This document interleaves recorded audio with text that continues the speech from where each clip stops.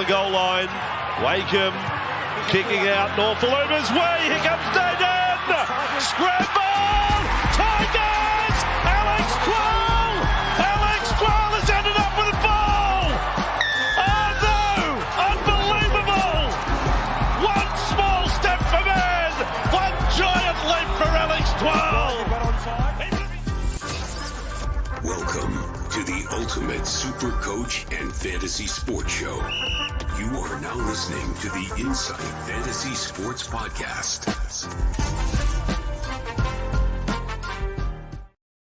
G'day, guys. Welcome to the Sunday Sesh on Insight Fantasy Sports. Round 18's in the books of the NRL. What a week. Bloody hell. There's a lot to talk about. There is a lot to talk about, and we're here to wrap up all things NRL Supercoach for round 18. The show's brought to you by the Standard Squeeze, bringing you products to help you drink responsibly and conveniently on the Supercoach brain. And the Supercoach Mattrix is with me, as he always is. How's your weekend, mate?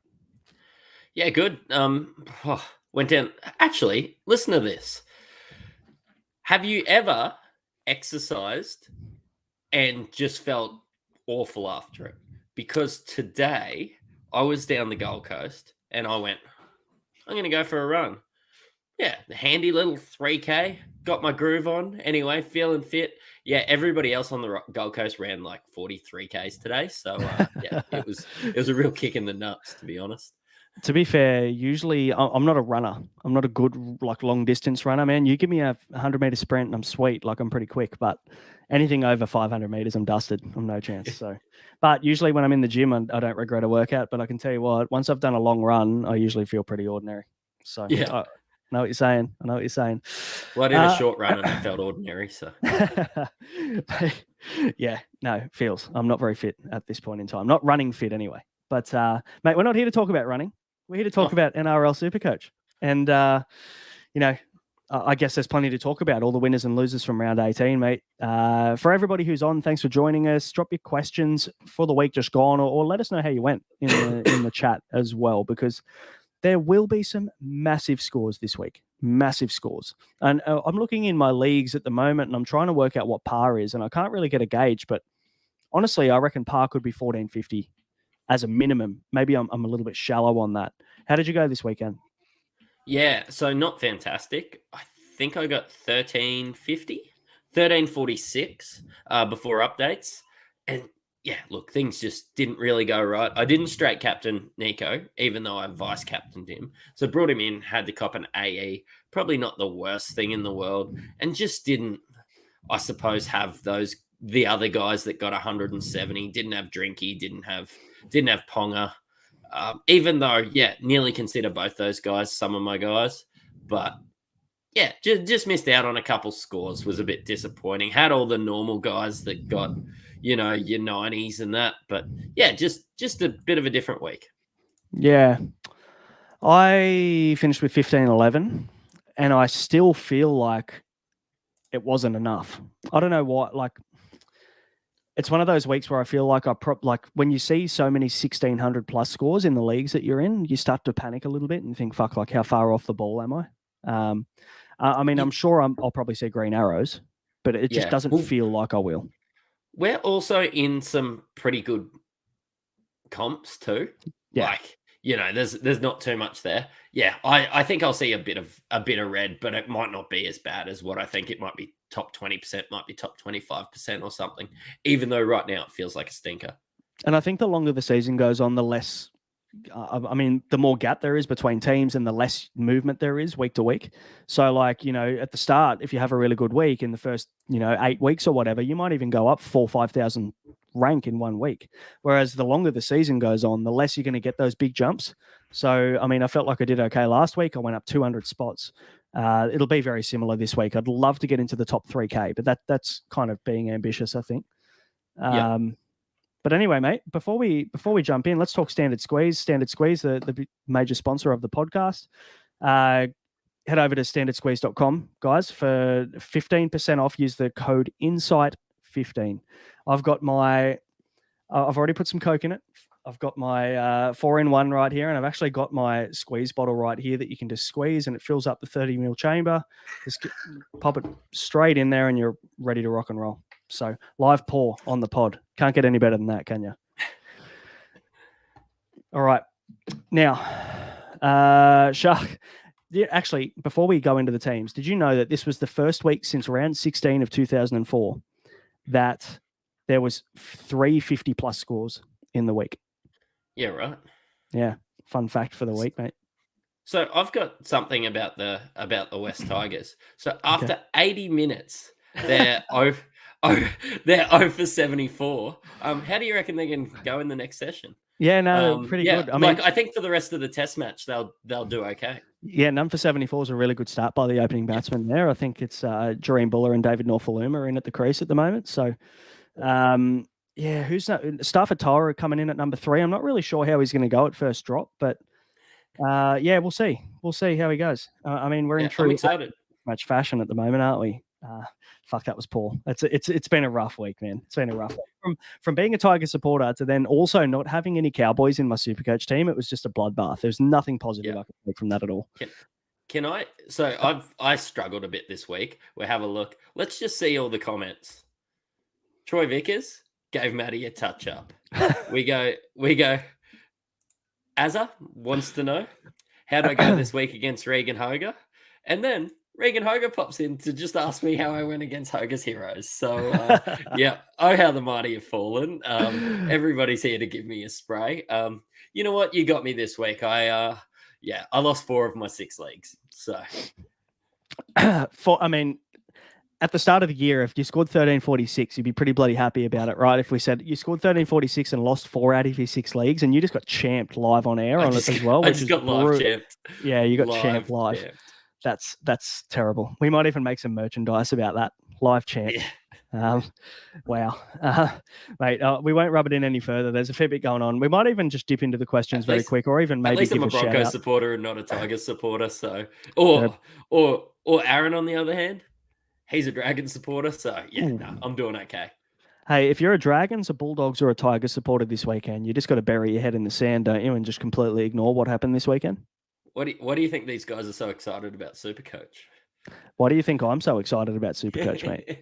I've been excited about Supercoach since bloody 2011. I think that's the last time we came in from prelim finals. So no good as a Tiger supporter. My son actually, funnily enough, I bought him a jersey a couple of weeks ago, and I thought, I'll just chuck him on and we'll get a photo for Facebook and all that. And that was the first game I've made him wear his jersey. We lost 74-0. So throw that one in the bin and let him choose his own team when he's old enough, I think. Poor guy. But anyway, there's some massive scores in the chat here, man. Massive scores. 1551 from Salty. He's had a really good weekend. Got a multi up on the punt as well. Good on you, man. Fourth World scored a 1581. Liam Med's got a 1650. Man, I'm feeling pretty small at the moment. Let's see what else we've got. Raymond Crane with a 1603. Troy Beard with a 1606. Luke Roden with a 1594. I thought these guys were in the AFL show with those scores. Yeah, I know. I think they may be mistaking us for the AFL show. Troy with a 1650. Damo's on. Hey, mate. Melissa Hanson, 1513. 1873 is the highest Troy's seen so far. That is massive. That sounds like my buy round score for AFL Supercoach. That is incredible. 1551 for Salty, 1504 for Mark, 1472 for LK Digital Media. Damo had a 0 and got 1388. So there are some scores in here that are going to put us to shame. And I'm more than happy to put my hand up and go that there's probably a good chance I'll never win the overall weekly prize. But I'll tell you what, I'll climb the rankings very, very slowly. I'm a slow, quiet achiever, I think. But, mate, let's rip into these games, hey? Sharks 52, Dragons 16. Poor Damo's team. The Dragons are just on a hiding to nothing, aren't they? Yeah, I mean, that was actually a pretty close game compared to some of the other ones. So, I thought it was a bit of a shellacking. Yeah, it was a bit of a bloodbath. And I mean, look, I VC'd Nico. I wish I straight C'd, but I VC'd Nico. Yeah. You know what? At the end of the day, funnily enough, the guy I took the reserve off was going to be my AE until today. It's Christian Welch with 40. I would have played him anyway. So I feel like 31 as an AE is really not that bad. I'm not really upset with it. But yeah, 156 for Nico is massive. And it's kind of what we expected from him against the Dragons. Yep. I think his last 3 scores have been 100 plus. Yeah. So and like good, like a lot of the popular buy-ins this week were like Ronnie Mulatalo and Britton Nicker are both getting over, I think, 90. Oh, there you go. Mulatalo with the 87, Nicker with the 97. Nobody had Moylan, and nobody brought Sloan in. So yeah, pretty happy for those popular buy-ins too to come in. You need them for this week. You need them for next week, and banging out some fantastic scores. Yeah, those three guys are the guys you want from the Sharks. I think Nickera and Mulatalo. And everybody was looking at that right side for the Sharks this week, considering the Dragons' left edge defense is the worst left edge in the comp. We're thinking that maybe Katoa and Ramian would have a big game, and they've got 29 and 49. So it's funny how, you can do all the research in the world and you can look at all the numbers in the world, but at the end of the day, sometimes it just doesn't play out the way you think it will. So no love for Katoa. I also had him for a double on Thursday night, and unfortunately that was the only leg of my multi that I missed for about $500. So thanks to the right edge of the Sharks. Britton Nicker and over 44.5 for me. So yeah, pretty happy. Nice little dub. I like it. Hey, how about Tyrell Sloan, 86? Have you seen his last 3 or 4 scores? Yes, I have, but I purposely don't want to look at it. I look at it because I'm like, you know what? I need some content to talk about on the pod, for one. But he's gone, okay, his last 4 scores have been 59, 82, 66, and now 86. I just want you to know that's a 3-round average of 69. Ooh. You should have told me this beforehand, because I could have played the giggity. And now I'm a little bit late. Giggity. All right. I didn't know. I looked it up. I was trying to avoid looking at Sloan. I usually do. But yeah, fair. He did get that fantastic, 90-meter try with a line break. Like, come on, he's going to score well after that. Yeah, he's done okay the last 3 weeks. I'm not touching him with a 10-foot pole, but no, he's done okay. He's done all right. Sifa Talakai, a bit of chat in the comments here about the fact they think he was a bit stiff to get 82, which I kind of agree. I feel like he definitely deserved more than 82. I didn't look into the stats specifically on where he gained or lost points. So I think he just didn't get the try assist on one of those ones where I think it was Moylan's handed it to him and he sort of, obviously collected, drawn, passed it straight on and, just didn't get the try assist. A bit stiff, but they've been doing that. Unfortunately, yeah, they never give it to the little tap on, do they? They always give it to the sweeping 5'8" or whoever it is out the back. So, 82 for Talakai. Will Kennedy, 75 as well. I think there was a few people looking at Will Kennedy as a bit of a pod option for the Sharks. So he did okay this weekend. Got a little bit of a late try. I mean, who didn't get a late try, really, for the Sharks? Yeah.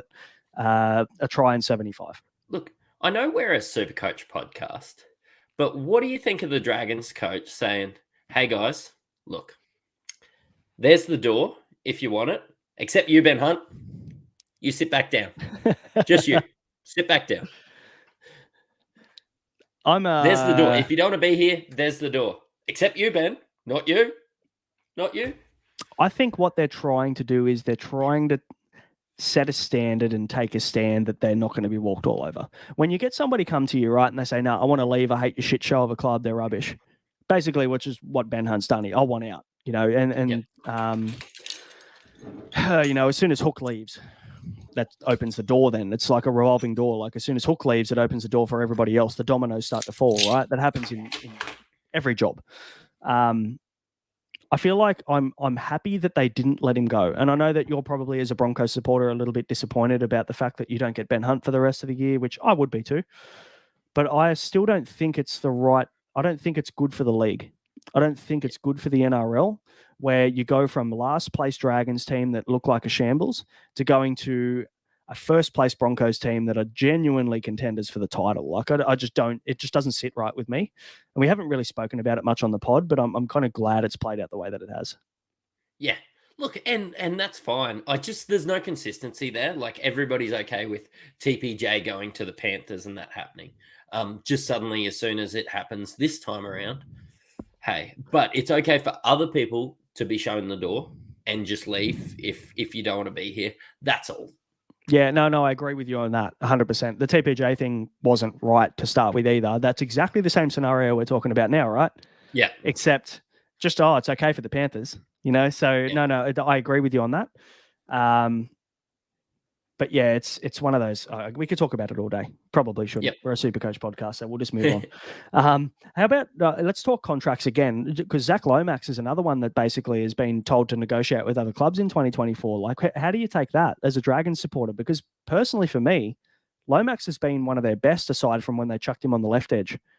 Like when he's been on his right edge, he's one of their best players. Super talented. Take Ben Hunt out. He probably is their best. Their most talented player. Sorry, say again. Take Ben Hunt out of the equation. Zach Lomax is their most talented player. Yeah. Completely agree with you. Hasn't performed up to his standard, but I tell you what, if he was in a Penrith system or he was in, one of these other systems of one of these top teams, tell me you're not looking at him if you're the Raiders or someone. Like, I'd take him at the Tigers every day of the week, Zach Lomax. Guy's got a bit of mongrel in him, good goal kicker. Like, you know what I mean? Like, yeah, but I feel like he wouldn't go there. He wouldn't know when to go to the Tigers now. Not after getting drubbed 74-0. Could be. Jesus. Can you imagine? We're trying to sign. Fuck, we're getting off target here. We're trying to sign Latu Fainu from the Manly Sea Eagles, right? The next big thing. Everyone's talking about him and Samuela, his brother, and we've got his brother also playing cup for us. So like the family's already in the Tigers system. And imagine watching that this weekend and going, holy shit, these guys want me to play there for the next 3-4 years. There is no way in hell I am going to this shit show. Like, I don't blame them at all from not even contacting us or talking to us. But anyway, let's move on. Warriors 6 lost to the Rabbitohs 28 in monsoon conditions. And I know a lot of people actually ended up sitting the likes of Damien Cook, sat Alex Johnson. I actually sat Alex Johnson. I played Cody Walker, luckily, but a lot of people sat Cody Walker as well. What do you take of this game, mate? Bit of an anomaly. Look, Alex Johnson showed his class.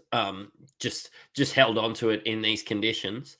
But you look at it at a game like this and you see the weather report and you go, hey, it's probably going to be a massive game for the best front rower and the best second rower. And if you have a look at the top of the Warriors and the Rabbitohs points, you've got Cam Murray and you've got Tohu Harris. It's probably just that those centers did a lot better than probably expected. I sat AJ. I dropped him as part of the loop. Obviously should have sat Nick Meaney, but anyway, we'll talk about that when we get to the Storm. But hey, Rabbitohs are back, baby. The Rabbitohs are back. I mean, it was a matter of time before they're back. They weren't going to continue to play this badly for the rest of the season, were they? They were going to come good at some point. I didn't actually expect them to come good, though, traveling to New Zealand against a red-hot New Zealand Warriors team. So, interesting week for them to turn up. Cam Murray, 86, played well. Walker, 79, AJ, 66, Cook, 60, Tohu Harris, 61, was the best of the Warriors, unfortunately. Let me ask you this. Cam Murray now, one score, everyone's going to start talking about him again. We know how this works. He's going to be in the top 5 most sport.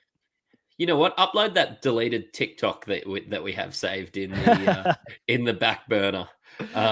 Melissa will be happy that she was looking at trading out Cam Murray, I reckon, about 6 or 7 weeks ago, and I just went on a rant saying you could hold him through the period. He's that talented. Well, he is that talented, but yeah, I just don't know if the Supercoach points are there anymore, or just the way that he's playing that ball playing lock. He just doesn't seem to be getting through the workload at the moment. So.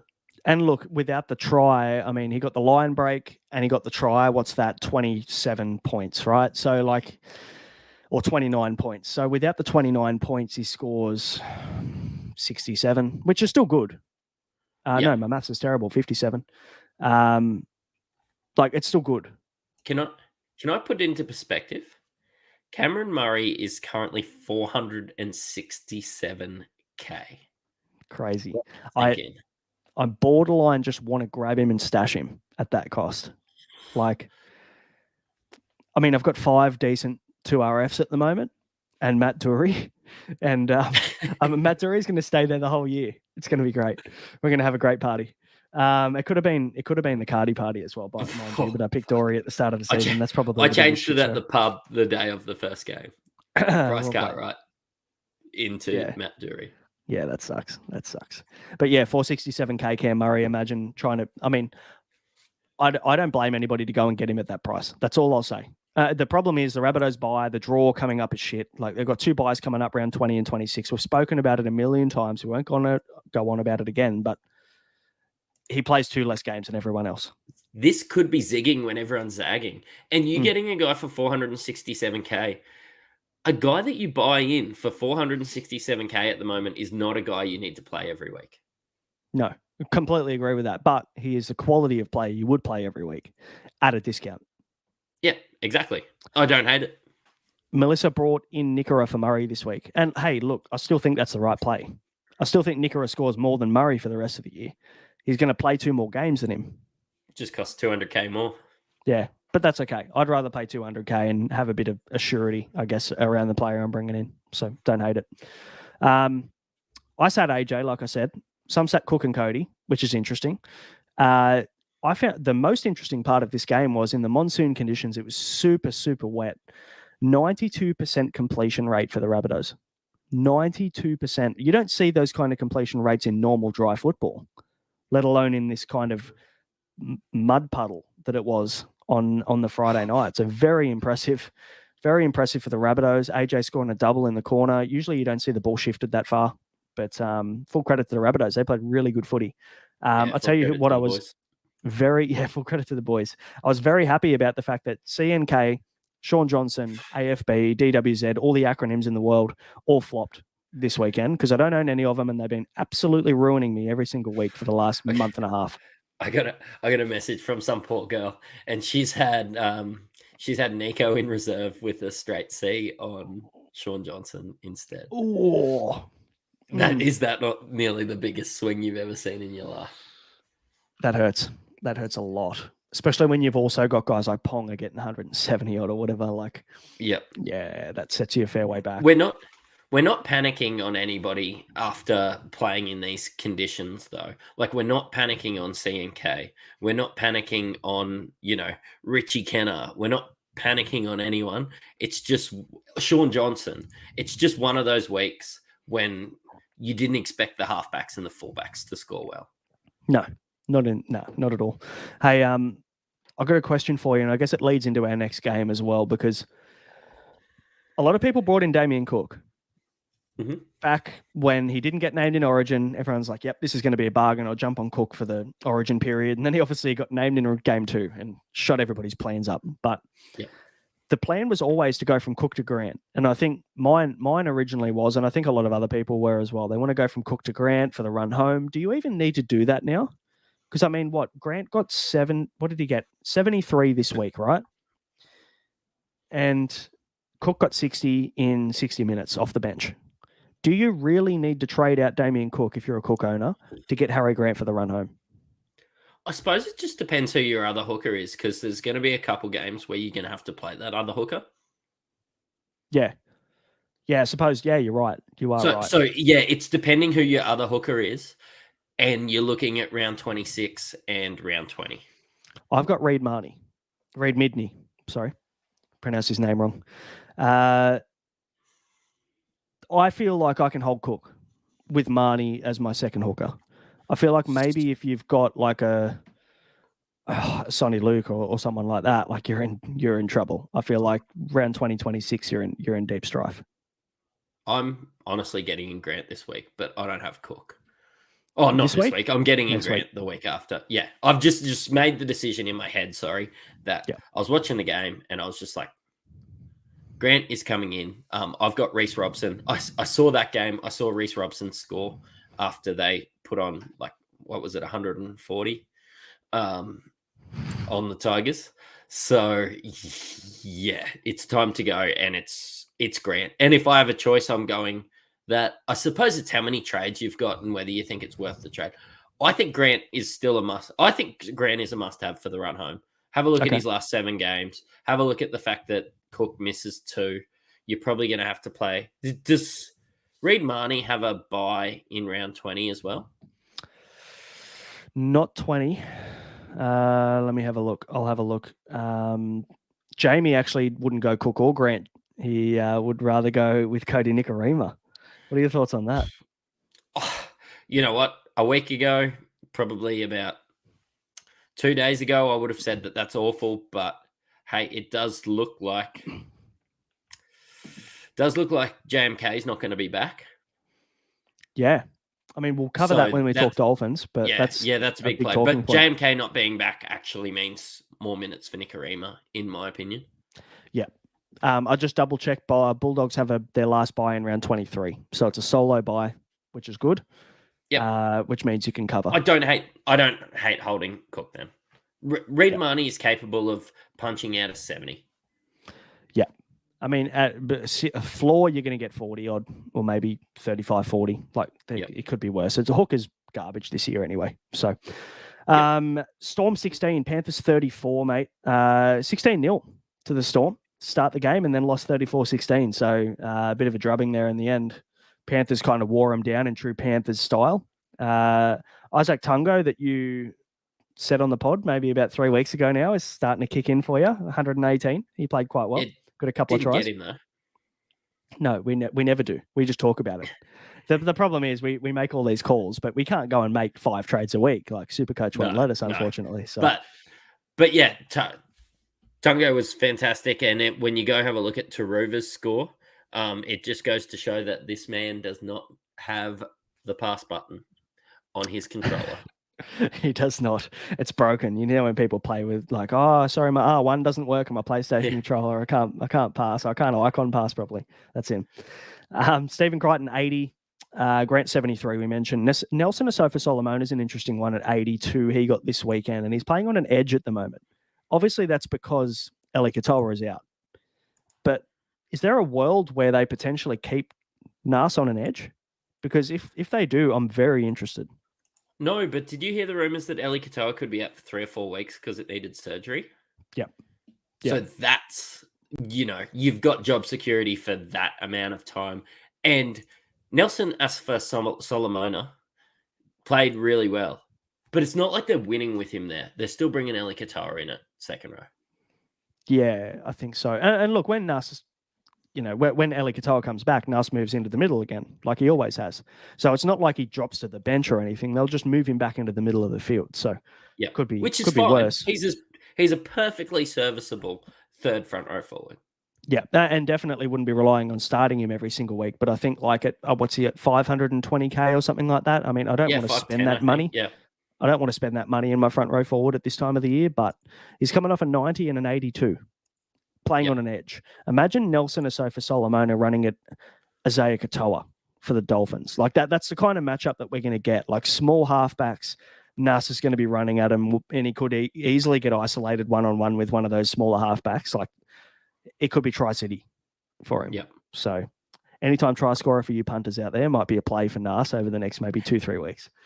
The flops now, I guess the losers of this game, Cam Munster, Nick Meaney, Dylan Edwards, Sinia Taruva, all sub 40. What are your thoughts on these guys? I mean, you've got Meaney, so maybe a little bit more relevant for you. What are you doing with him? I'm honestly considering trading him out. He doesn't look 100%. I just noticed there was big bomb. He gets it. Just where you would normally run back. He's just looking to pass off, just not really getting too involved. The Storm haven't looked their usual best. Yeah, it's probably time to go for Nick Meaney for me. I noticed in the disappointments you didn't mention Will Warbrick. How is he? Do people actually still have him? Did people get him in after he's 160? No, I don't think they got him in. I think people are just holding him. At least he covered. He actually just covered like his minus 40 break even this game. So minus 30 it was, and he got 10. Cool. Yeah, cool. Just covered it. No, I thought there was a worry there for a while. Yeah, that's no. I mean, look, we said this was going to happen. You're going to get the ups and downs when you're playing a guy like him. Even Xavier Coates, same thing. People are riding the high of Xavier Coates over the last 2-3 weeks, and he's come back to earth. So it's kind of what we expected. I already asked you about Grant. What about Munster?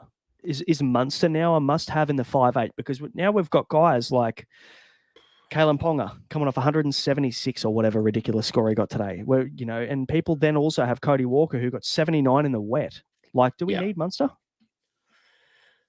No, I think he's proving not to be a must-have.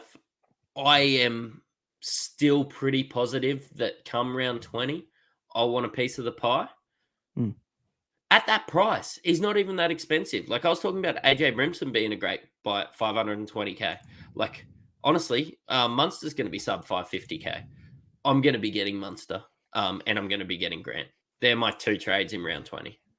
Let's call it the Cam Murray effect. When a quality player, no matter how bad they've been playing, gets to a certain price, you pick them up on pedigree. You don't pick them up on form. So I think at the very least, you can screenshot your team at the end of the year and say, have a look at this team that I have. Oh, it's so stacked. Even if Cam Murray gets back up to 600k, you've got Cam Murray as your 6'2 RF.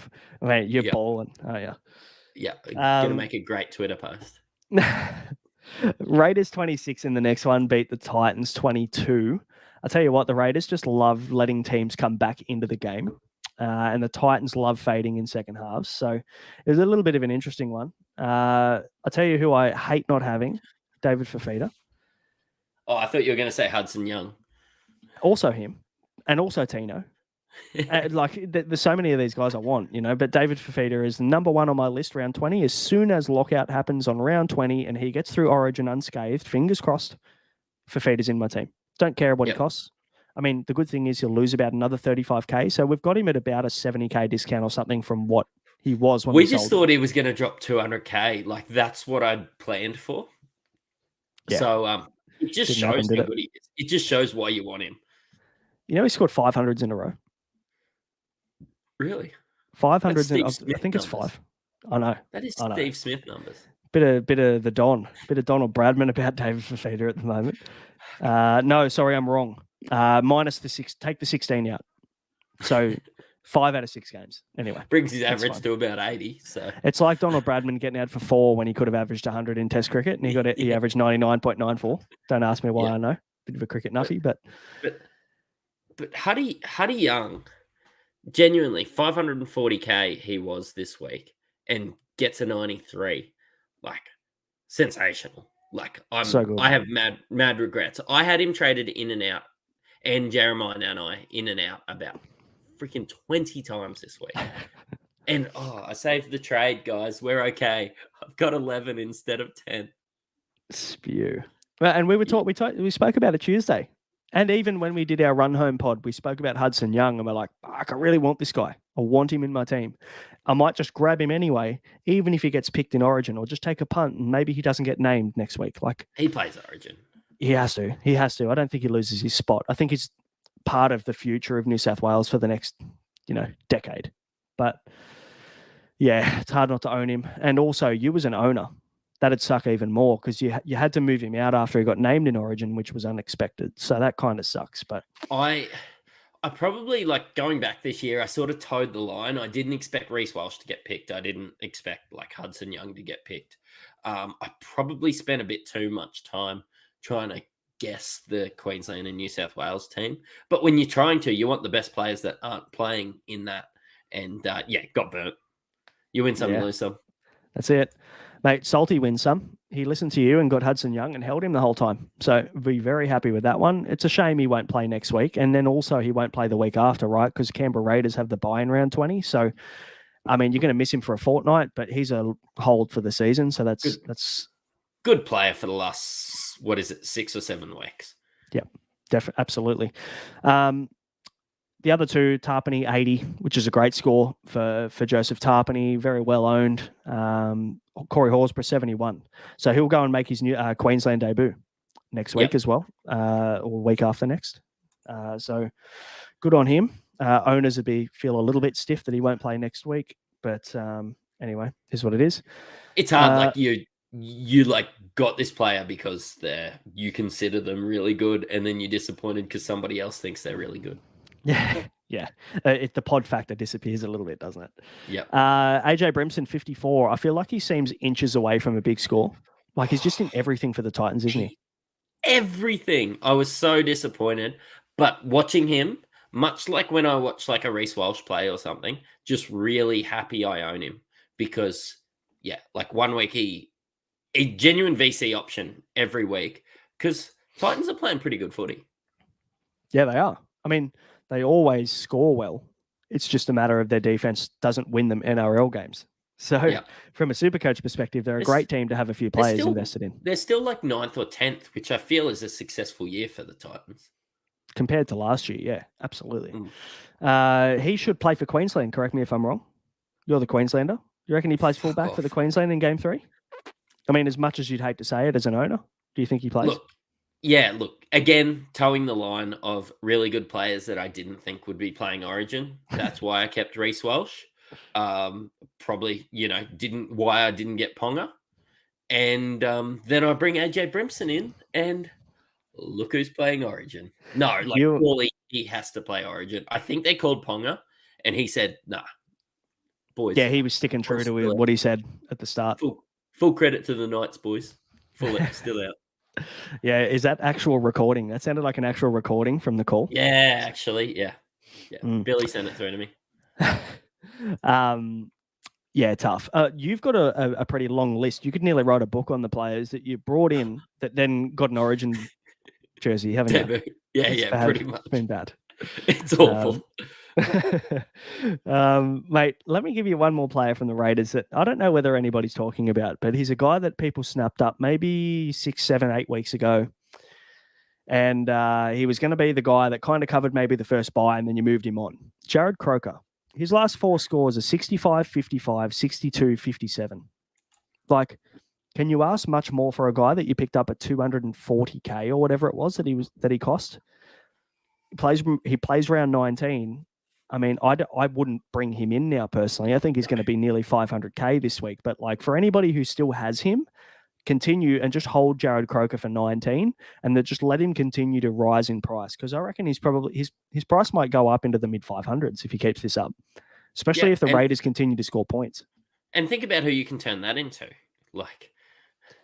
Yeah, that could be Hamiso Tabuai-Fidow straight swap. I mean, if he goes back to fullback, you know what I mean? Like you got that caliber of player. Fullback, which I think he will go back to fullback with JMK being injured. So yeah, I think Nicarima has to go to hooker now, doesn't he? So they won't play Ray Stone though. Wouldn't have thought so. Very quickly, guys, if you missed it at the start of the show, the Discord invite is now in the chat as of this second. So for anybody listening to us on audio, hop on our YouTube. You'll see the link in the live comments. We'll also drop it in the delayed comments for you. But in the Discord, we've got all sorts of sport, NRL, AFL, Supercoach. We've got BBL coming later on this year. We've also got the NBA fantasy starting to ramp up, Matty, and you're pretty heavily involved in the NBA stuff. So yeah, got a few episodes coming up, don't we? Yeah, doing a show on Tuesday with Robbie K. Well, from AFL, we're from NBA, but yeah, doing it with Robbie K. Pretty excited to I suppose all that free agency movements today. There's been a lot happening. I get just as excited about that as I do my footy, and you should check out my new logo. Woo, straight fire. Bit of Memphis jersey going on, I think. Yeah, from what I've seen. Hey, there's one thing we need to talk about right now, because I don't know whether we've talked about it yet. No, Dame Lillard requesting a trade. What's going on there? Do you reckon he ends up at Miami? Yeah, 100%. He gets what he wants. Yeah, I think he has to, doesn't he? From what he's done for Portland, like they're just going to try and facilitate a trade to where he wants to go. So, yeah, very interesting. All right, mate, let's move on. Cowboys 74 beat the Tigers 0 donut, which was a really fun night for me. I actually struggled to write out all these scores that we're going to talk about. So, Tom Dearden, 171. He was on 124 at halftime. Tom Dearden, of all people. Scotty Drinkwater's the one I want to talk about, 158. Last week we said at 8, what was his price? 873K or something last week? Yeah. And now he's going to be nearly $1 million in Supercoach. Scott Drinkwater, of all people. Yeah, wild. Can I just mention somebody? This Simon Brown bloke managed 1,500. But brought in Dearden this week. Put the C on Dearden. No, wow. I talked him out of it. He called me. Yeah, okay. He called me and I talked him out of it because he put it on Nico. Like feel too sorry for him, but he brought Dearden in -10 break even. Big Supercoach player, but not a massive. It's actually a really good advertisement for us. Doesn't watch a lot of NRL, but likes to watch the trends and everything from Supercoach and listen to the pod because I know him quite well. And doing really well. We'll enter the top 5,000 this week, and brought in Dearden. So well played. Yeah, man. nice. Good on him. That's one of the best trades of the week for sure. Yeah. Good on him. 171. That's crazy. I want to share. We will talk about the Cowboys-Tigers game first, but I want to share one of the guys in the Discord, and he might even be listening on delay or whenever he watches this later. He usually watches most of our shows. And a move that he made this week. It's probably one of the biggest balls moves I've seen in Supercoach this year, and it played out perfectly for him. So I'll talk about that very soon. Murray Tuilagi, 137. Not really worrying about him. Val Holmes, though, 111. Your boy. You spruiked him last week, and you told everybody get him this week, otherwise he's out of price, and now he's way far out of reach for people. Yeah, and I like the writing was on the wall with Val, so I hope because Val isn't that well owned in the top 5% that he's my ticket probably into the top 4,000 or 5,000. Praying and hoping, but yeah, that's a move I made to try and I suppose enter the chat. So yeah, nice. Semi Valame, 110, Nanai, 84. Those are the other two kind of notable scores. We spoke a bit about Nanai. He's got 380s in a row. I don't mean to jump in, but Valame got updated to 117 and Nanai got updated to 106. No way. So I'm a very disappointed Nanai. No. I wanted Nanai so bad. I just couldn't go straight from Schuster to Nanai, and now I don't think that I will ever pay 600K for Nanai. So just Drinkwater also updated to 173. Yep. Jesus. Okay. Nanai 106. No, I was going to say he got 380s. Scott, not Jesus. Yeah, I hate close. Comparisons are very similar at the moment. I know. I mean, Jesus walks on water. Scott drinks water. Yeah. I like it. I'll tell you what. Scott Drinkwater is back. He is back. Scotty Drinkwater is back. Do you remember when we were calling him Scotty Drinks 4X Gold for a while? Yeah. And then he's evolved again. He's back. I love it. He's back. I love it. Nanai scored 80, 80, and 100 in the last 3 weeks. He'll play Origin next week, obviously. But hey, like and around... he was 530K. Yeah, cheap. And I must admit, you got me on this one. You said it to me when he was cheap, and I'm like, nah, not a fan. Now he'll be... What will he be? 600K. Now. You wouldn't add him to the run home show. No, you added him in. Yeah. No, but funny enough, I have him in draft. I drafted him. I don't think he's a shit. I don't think he's a plotter. I'm very happy about how he's going. He's doing well for me in draft, but yeah, I just felt like maybe there were other options. But hey, I was wrong. Put my hand up when I'm wrong, for sure. Got a lot of Olakawatu and Hudson Young about him. Like, he's try dependent. You've got to be prepared to ride the roller coaster. But honestly, I don't even want to talk about him anymore because he's out of reach for what I wanted to pay for him. So, yeah, fair enough. Next one, mate. Your Broncos beat the Dolphins 24-16. Corn on the Cobbo, 110, mate. He had a good one. He got a hat trick. I saw your little tweet out there with the corn on the Cobbo. Herbie Farnworth 103, Nicarima 91, which is why a lot of people are now starting to look at Nicarima as a good option. Which hey, I can't argue with that. So updates have happened. So that's Cobbo 116, Herbie Farnworth 108, and 95 from Cody Nicarima. Also, I just want to jump in before you start talking about your next thing, because you were saying Payne Haas was a bit disappointing. 79. Yeah, got 79. So, the Supercoach dogs. There were the Supercoach dogs, and now they are the Supercoach gods, and they've delivered. All right, let me give you a stat right now. This just got religious. This is yeah, I might have to clip a few bits out of you. Might offend some people. Payne Haas 79 only made 14 tackles. 14 tackles as a prop. Now, his points came from 16 points in tackle breaks, 12 points in offloads, 30 points in hit-ups over 8 meters, 7 points in hit-ups under 8 meters. And that was where all of his points came from. No errors or anything like that. No penalties conceded. Good discipline. The guy's just a beast. And honestly, I'd argue that you need him or Tino for the run home. One of the two. You can't go without either. Talk to me, because I spent 4 hours in the car today. Talk to me about the injury concern. Well, they said hamstring. So they've gone and said that he pulled up a little bit sore and there was a hamstring concern. There's a fact that maybe he might miss Origin 3, which as a New South Wales supporter, I'm shattered because he's one of the only guys I'd actually had confidence in as a New South Welshman. He probably wants to play for a better team. But is this the whole... Actually, it's a dead rubber. Why would the Broncos risk their best player, one of their best players, to play a dead rubber that's worth nothing? I mean, Reece Walsh is up there. Justin Bieber, sorry. He's up there, mate. He's pretty good. But Payne Haas is the Broncos' best player.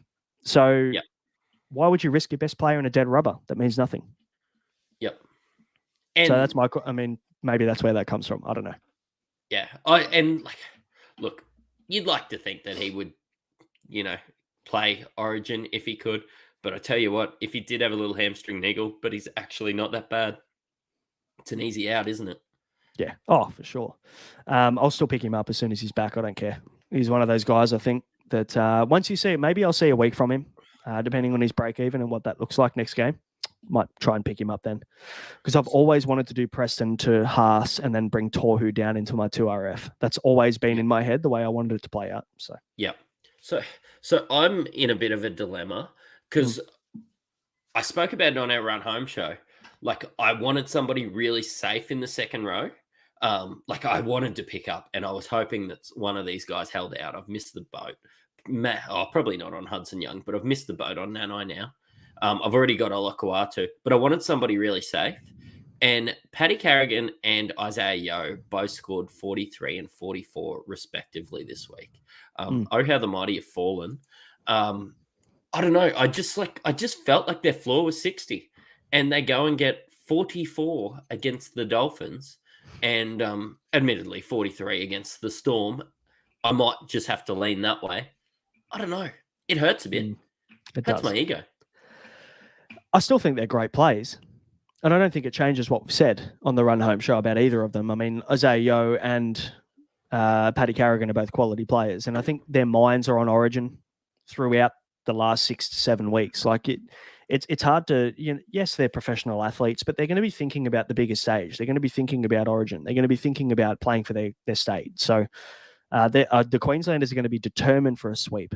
They're going to come out there and all guns blazing in Sydney, wanting to take us 3-0. And I really hope, getting into Origin chat now, I really, really hope that we don't fuck around with our team too much. And I hope that we put our best team on the field to try and not get swept.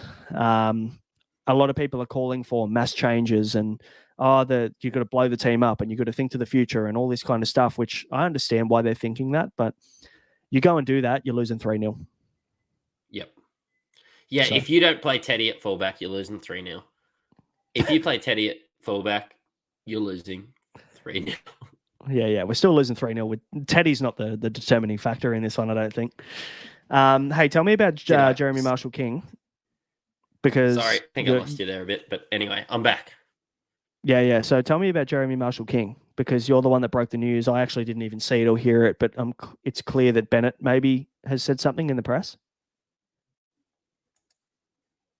I've lost him a bit. Anyway, I think his internet's lagging a little bit, so we'll wait for Matty to kind of come back into connection.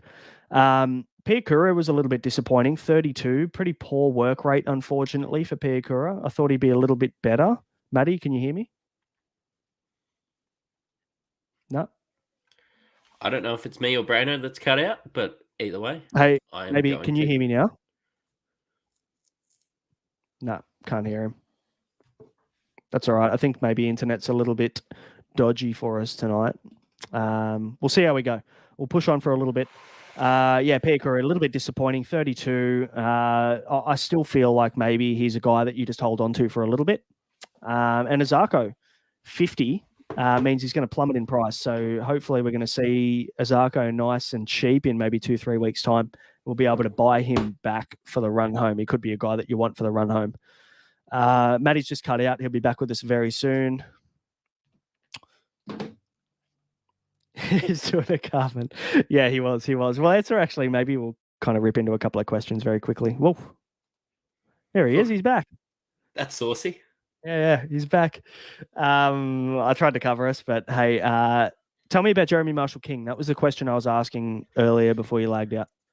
Yeah, look, I was just listening to the press conference with Uncle Wayne, and I spent the weekend with my dad, so we watch every press conference. He's like, "Oh, you ever watch these?" I was like, "Yeah, I do a Supercoach podcast." But anyway, good chat, man. He goes, they're just preparing to finish the season maybe without Jeremy Marshall-King. I suppose they're starting to think, like, if they're not in finals contention in 3 or 4 weeks, I think that they'll just shut him down. Yeah, but yeah, that's right. I mean, surely they are in finals contention. Like, they're still in it, aren't they? They're still in the conversation. I'll go have a look at the NRL ladder while you keep talking. But yeah, look, I'm not 100% sure. They haven't pulled together. They really struggled through the Origin period. They are sitting there. They've lost 4 in a row. 18 points. Yeah, they have lost 4 in a row. Look, I suppose they're just going to see where they finish in 3 or 4 weeks, and maybe Jeremy Marshall-King's just done. So, yeah. I'm really happy I didn't pick him up, because there was a few weeks there where I thought Jeremy Marshall-King was the best hooker option.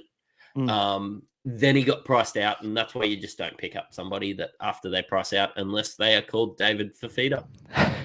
True. Very true. Mate, let's move on. Second last game, Bulldogs lost to the Knights 66-0. This was another drubbing. You know, it's funny because my missus was giving me all sorts of shit after the Tigers got beaten up the other night, and she's a Bulldog supporter. And that came around full circle to her today. Not that she really cares too much. She's not a passionate supporter or anything, but my father-in-law is a very passionate Bulldog supporter and a realistic supporter as well, a bit like me. And he was saying that they were going for our record. Your missus has a Josh Addo-Carr tattoo though, right? No, that's my other missus. Your missus has a Josh Addo-Carr tattoo though, right? No, your internet's dropping out a little bit again.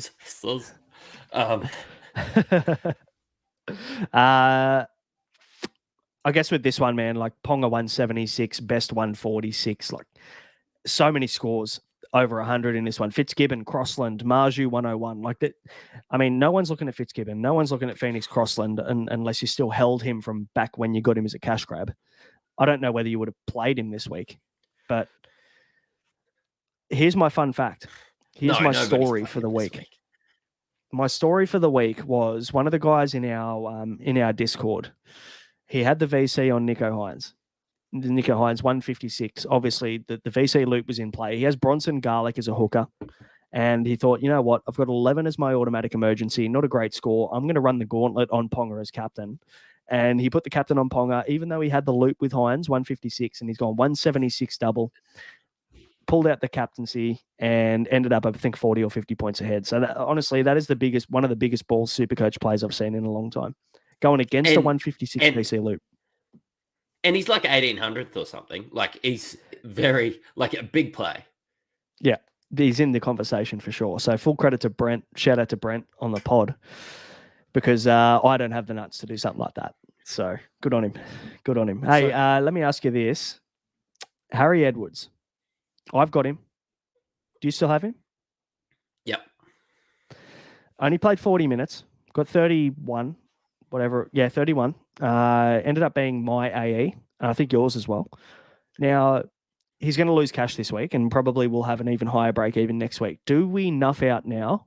I mean, you're holding for next week. Let's say you're holding for round 19 as a number. Do you then nuff him out or move him on? Honestly, I'm not sure it's worth a trade at. If he's 350, 360, I'm not sure the 160K is worth the trade. Like I might be nuffing out somebody higher to use the money elsewhere. It's going to depend on my trade. And I suppose where some other guys go money-wise. But I've got a lot of guys leaking cash that I'm playing round 19. I think round 19 might be a bit of a stinker for everyone. It could be tough. It could be All tough. the good teams aren't playing. And there's also word that Nico Hines and Mitchell Moses could be the halves combo for New South Wales in Game 3. There is Nico Hines is in the conversation. There's people talking about it left, right, and centre. I mean, and look, we take it with a grain of salt. Everybody talks about everything, every combination under the sun at this time of the year, but I hadn't even considered that. Neither. And look, I'm still glad I got Nico Hines. I'm not bothered about that at all. But yeah, it sucks when you're trying to we got Nico obviously for some reason, but then we have Moses for some reason that he's a gun, and we got Moses as a way to offset. So, at least if one of them played Origin, the other one didn't. You know what I mean? Yeah. And now watch them both get named. It's going to be a shambles. Look, honestly, I think outside of SJ, there's not much movement there anyway. It's one of those blokes. So, yeah. Unless you're running Phoenix Crossland, you magnificent beast. Yes. That is some Back to the Future type shit if you got Phoenix Crossland. Let me tell you who's off the list completely for me, Jacob Carraz. Yep. Mark said Bulldogs are all nuffs, and you can't have Tigers, Dragons, or Dogs next week anyway. Yeah. And hey, there are a couple of options, but I mean, one for me that isn't an option is Jacob Carraz. He got 25. He just hasn't had the base that he had at the start of the year. I'm not sure whether it's the injuries that are still kind of bothering him or what's going on. The team is dog shit, and they are. Canterbury Bankstown dog shit.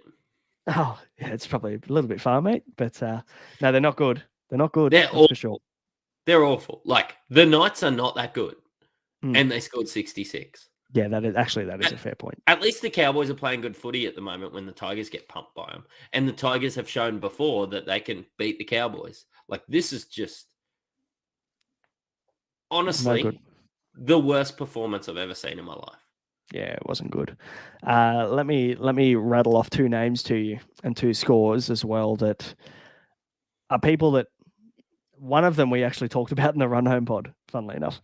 Tavita Pangai Jr. got 18. How does a prop get 18 Supercoach points? How does that even happen? No, because Knights weren't on the attack much in this game. He didn't get the opportunity to tackle. Yeah, okay. Yeah, we missed a few. And the other guy that we were talking about as maybe a really, really left field pod was Matt Burton, and he got 7. You know what? Matt Burton, he might cost me Nico Hines and Mitchell Moses because Matt Burton is not playing Origin this year. Yeah, he's basically lost his spot. I reckon that was his. That utility bench spot was his until this weekend. Awful. And Raymond Crane's just dropped in the chat that there's some rumors that SJ might not play next week due to a pregnant partner as well. So this round 19 could be an absolute shambles for teams with guys like this out. SJ might miss Origin because I heard Queensland are going to be playing New Zealand instead. Yeah, that's right. Now, New South Wales have reached out to all the New Zealand Warriors players and thought, hey, you guys want a game? We'll work out. We'll work out all the logistics in the background. Don't you worry about that. Because Mo Fodawaker from Auckland, Queensland is doing really well for us. So. Oh, dear.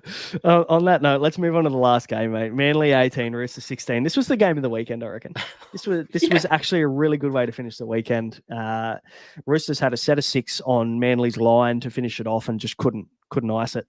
But Joey Manu 94 at centre keeps delivering. Excellent. 2 weeks in a row, he scored well at centre since he's been back. 5'8" just didn't work, and I'm really glad that they've gone back to centre. But did you notice what they were doing with Manu? They were actually sending him back to fullback on the tackle 5, getting him to run the ball back. So I found that really interesting. He's kind of playing like a partial fullback role on kick returns, which is really interesting.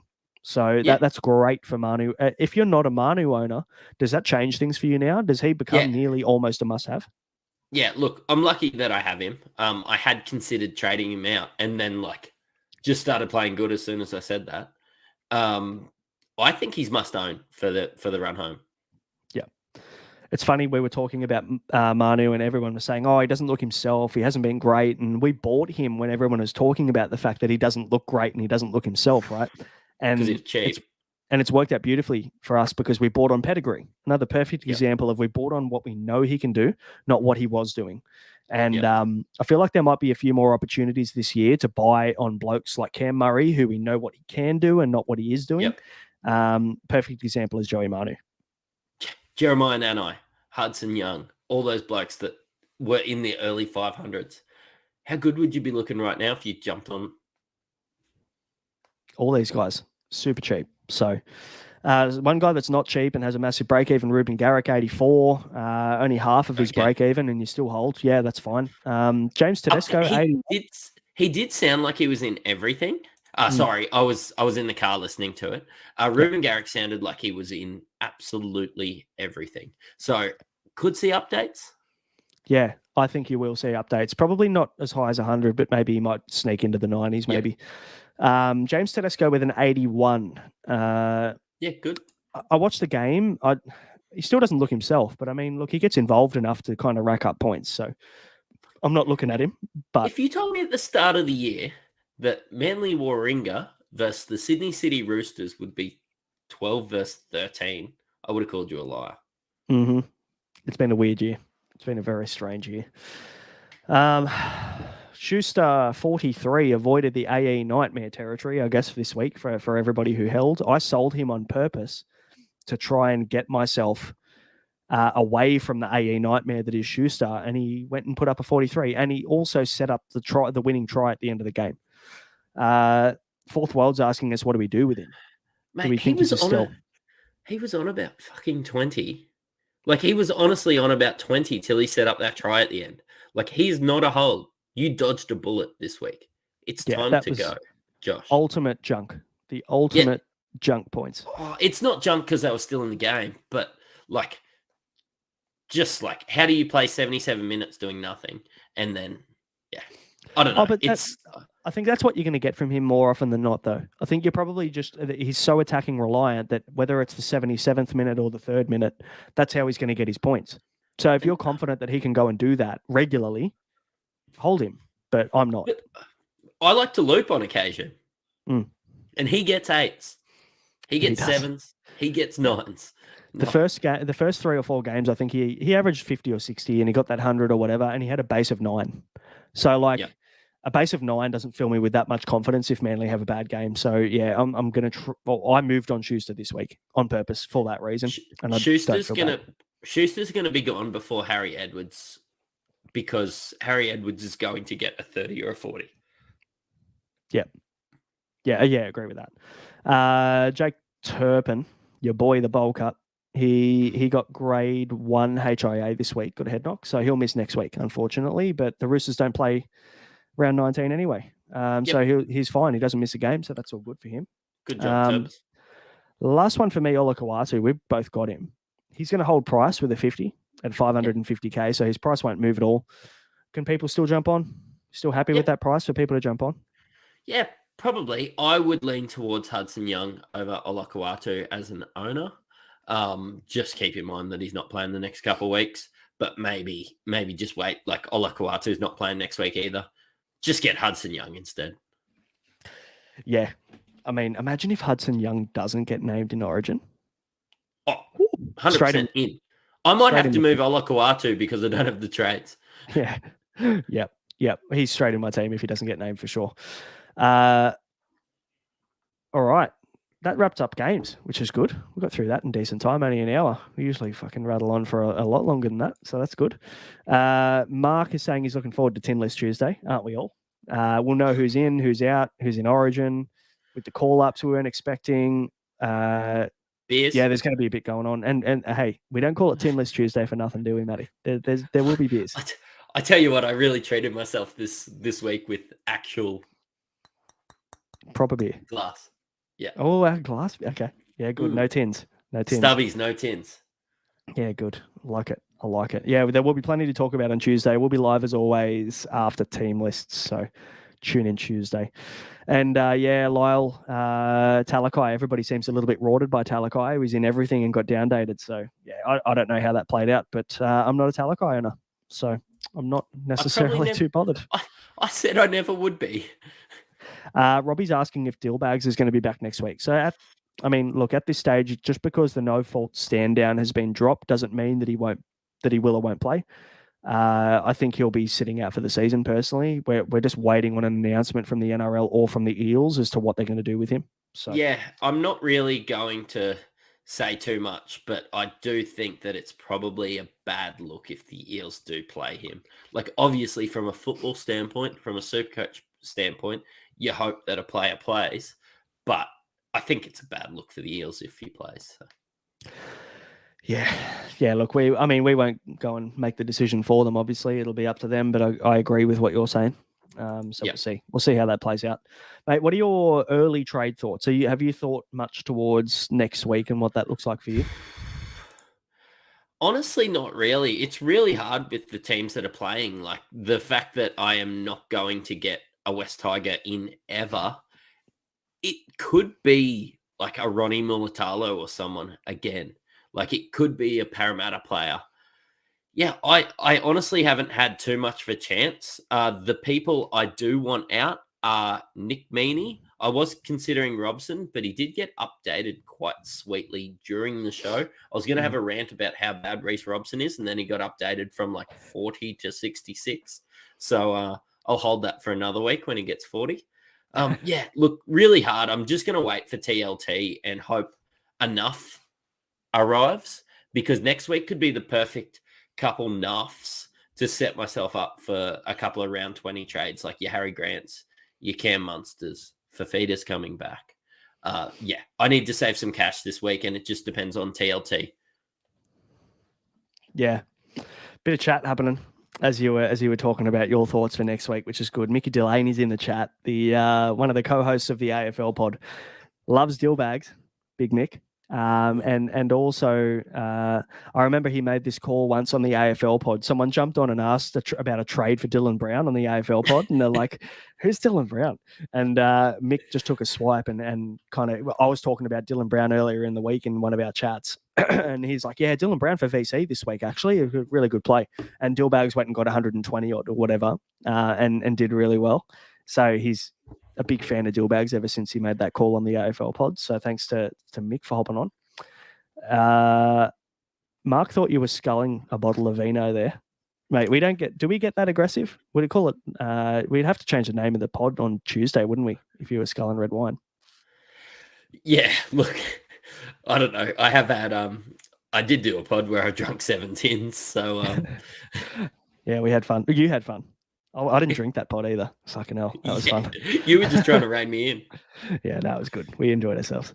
Everyone's saying Dillbags is going to be back next week. Honestly, no idea. I haven't. If people have information we don't, I'm not quite sure. But from what I've seen, I would say that he won't be back this year. But anyway, that's just my take. That's my opinion. My thoughts on next week, I'm really not sure either. I'm a bit stuck on it like you. I'm feeling like maybe next week is just enough week where I make one trade is enough to set myself up for round 20 trades. It's kind of my only move. I've gotten 15 currently, and that's relying on one of Moses and Hines and also relying on Cody Walker to play. So I could end up with 13 if neither of them play and they get picked for Origin or something weird and wacky happens. But I want to wait until team lists to have a look at someone that potentially could play round 19 and drop out completely. That's the ultimate enough. So I'll wait until then. If there isn't anybody, I might honestly just nuff out someone completely and just go Billy Smith to Jack Howarth and just free up 150K for next week. Yeah. I don't need to make any trades to get people in this coming week, which probably doesn't help anybody listening or watching. But I need people. My thoughts. Yeah, so I need people that play. So that maybe that young fella from South who scored try on debut, maybe he's somebody that comes in. Yeah, look, I'll just be looking for a guy like maybe that Newcastle bloke pops back in. That one that Dylan Lucas that played a couple of weeks and then dropped out. Yeah, look, I'll know by the time TLT happens. Basically, when TLT drops, I'll know exactly who I'm getting in. And if there's no nuffs, it might have to be a bloke like Jack Howarth. Or, you know what? Because I don't have the luxury, I might have to spend up to somebody who's 300K that plays or 320K and cost myself 100K to get some points on the board. Yeah, okay. I mean, look, it's not the worst situation to be in. I mean, at the end of the day, if you get some points for next week and they nuff out, great. It's a win. I mean, and Richie Kennar, do you have him? Because we've been talking about him, haven't we? I faded him when it looked like I think Tass was out this week, last minute, and it just scared me when they said this other fella was popping in, just in case he held the spot over Richie Kennar. So Yeah, Munro was good too. He got 60 odd, but like that could be the ultimate enough opportunity, really. Munro, if he plays next week and then disappears. So depending on whether Tass gets named, he might be the play at centre wing at basement price and then disappears. Extra number for 19. Let's move on to questions before we wrap this bad boy up, mate. Fourth World is asking, is Ponga a keep to the end now after today? Could be. I tell you what, I wouldn't want to not own him. That's for sure. Well, I don't own him, and I don't think I'll own him for the rest of the year, but it might be through, like, he had a point to prove, but he's not playing them every week. Like, he's not playing the doggies every week. He for sure. does struggle at times, and obviously, like, everybody's sort of forgetting about why nobody got him to start off with. It's because he is a leaf breeze away from a HIA. Yeah. And if he gets another HIA, he'll be gone for the season. It was I can't a big afford risk to get him back at this price. You know what? A worthy risk. Something that's great to talk about. For sure. Stephanos is asking who to trade Campbell Graham out for. So Campbell Graham's obviously out for a bit. He also needs to bring Cleary and Fafita back in.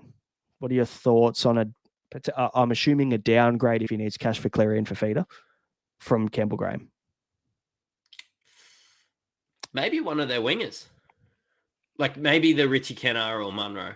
Maybe it's somebody like that and frees up a lot of cash that allows you to get Cleary and Fafita back. I don't mind that. The Richie Kennar play actually makes a lot more sense to me. I mean, the more we see from the Rabbitohs, the more we see Richie Kennar actually probably holding that spot for the rest of the year. Yep. Like, even at his price now, what's he going to be, mid-300s? Like, it's still a discount on Richie Kennar averaging 50 for the rest of the year. Yeah. So, look, I rate Richie Kennar's looked really good. Is he young? He looks about 40. I didn't want to comment on it, but the hairlines are eluding him a little bit on Richie Kennar. I'm going to look this up.